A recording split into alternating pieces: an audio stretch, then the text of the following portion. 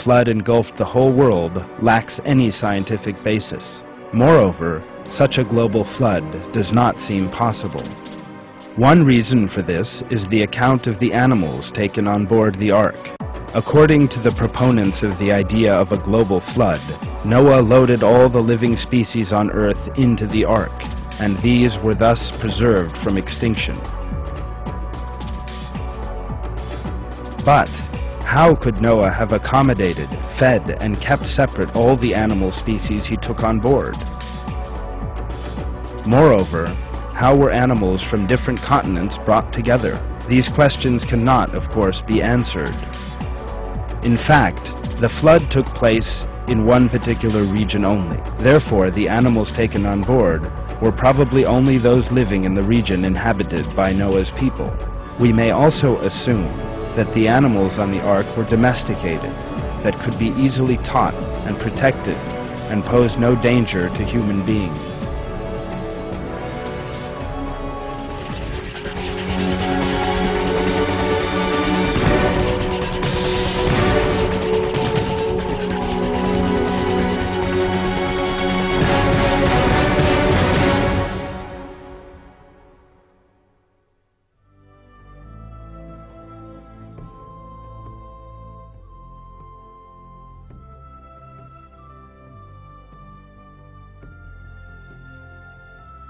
The Quran informs us that the ark came to rest after the flood on Mount Judi. There is one very important point here. The word Judi is generally regarded as a specific mountain site, whereas the word appears to mean high setting or hill in Arabic. So, according to verses in the Quran, the ark settled on a high place. Judi may not, therefore, be thought of as the name of a specific mountain.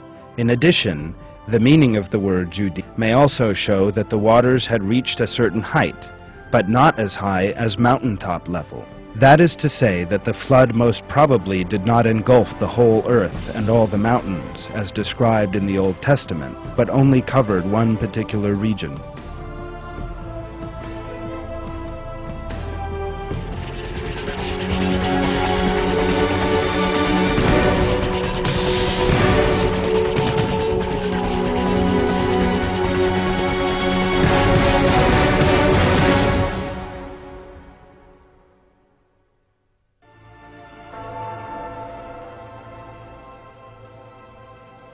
One very interesting fact about Noah's flood is the way it is referred to by very different cultures.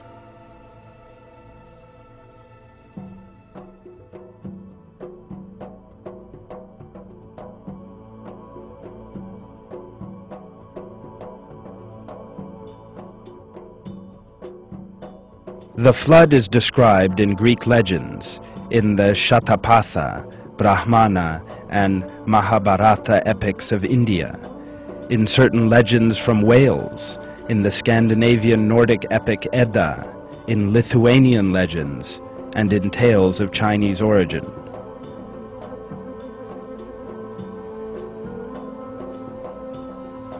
How could these ancient civilizations, far distant from one another and with no means of exchanging ideas, have come by such convergent accounts regarding the flood?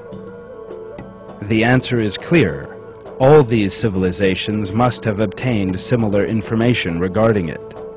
This is clear evidence that they obtained information from a divine source.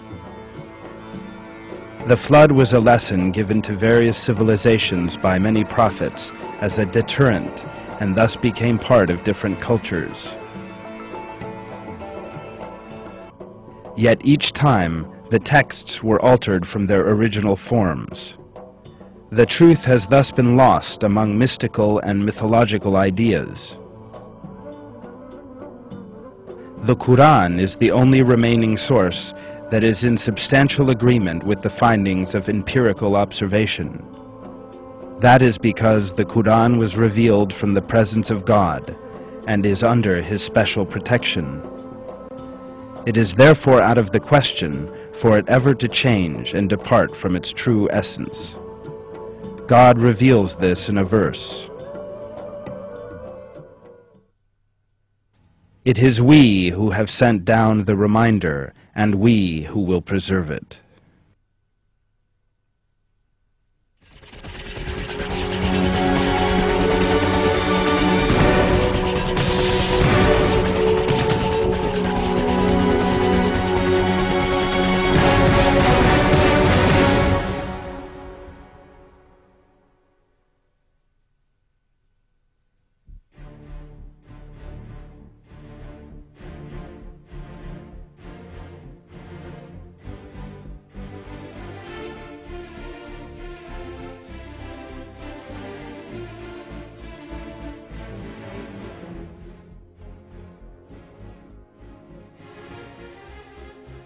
The life of Noah and the flood are described in detail in the Quran.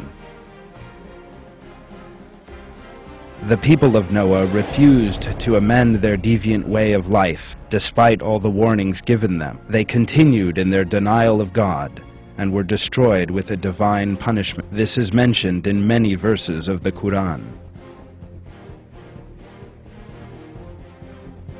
The truth of this event, which took place thousands of years ago, has today been confirmed through scientific studies.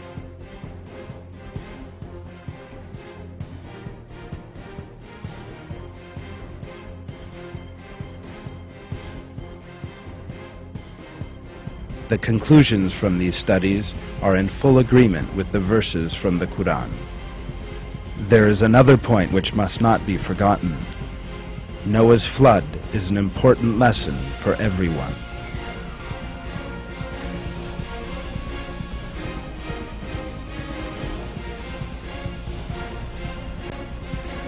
Believers must take the lives of the prophets on the path of God as role models and learn from what befell the unbelieving associators of the people of Noah.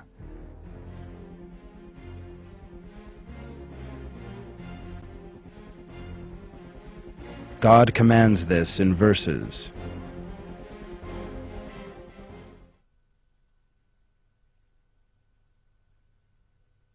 Haven't they traveled in the earth and seen the final fate of those before them? They were greater than them in strength and left far deeper traces on the earth.